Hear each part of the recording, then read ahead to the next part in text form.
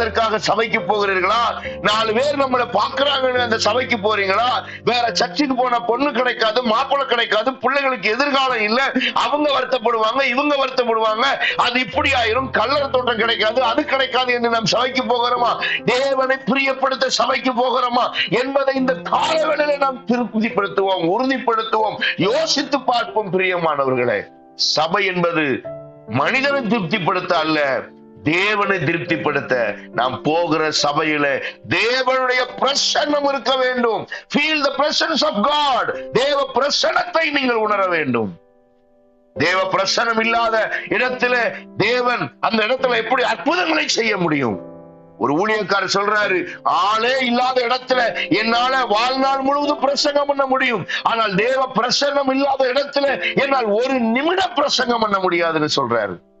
தேவ பிரசன்னம் இருக்கிறதா நீங்கள் போகிற சபையில?